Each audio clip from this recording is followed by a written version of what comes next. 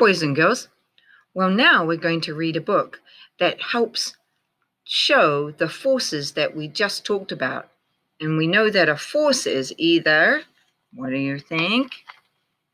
Right, a pull, a pull, or a push, shh. And we can see him really pushing there. So a pull or a push is a force that helps set things in motion. And we've got a little book that is called Push and Pull. So even though push and pull both begin with PU, they each have letters at the end. The ending sound is different. Push, and we can see which force is this little girl applying. Yeah, she's pulling, and it looks like she's pulling really hard because it looks like her brother in the wagon might be heavier than her.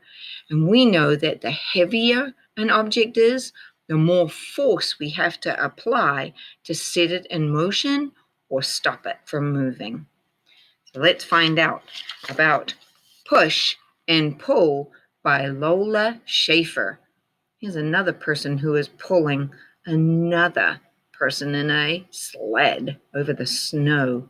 And we know that ice and snow, even though they look smooth, they have little bumps that create friction. Remember about friction when we rubbed our hands together and we felt the heat friction?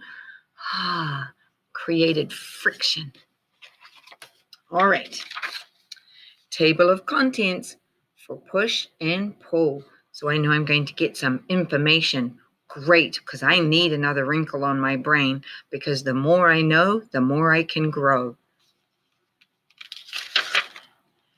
A push moves something away from you. So when I'm pushing something, I'm moving it away from me. So what object is he pushing? Yep, the lawnmower. Great. Hammers push nails. So when you are banging on the nail with the hammer, you are pushing it into the wood. So that's a push. Bulldozers push dirt, setting the dirt into motion and then letting it rest where we want it to be.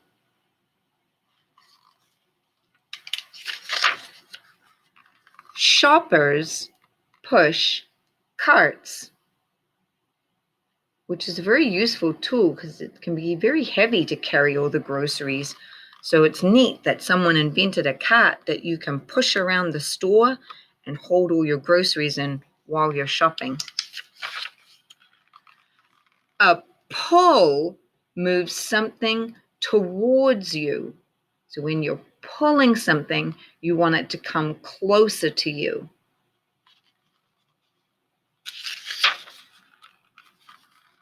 Fishers pull nets.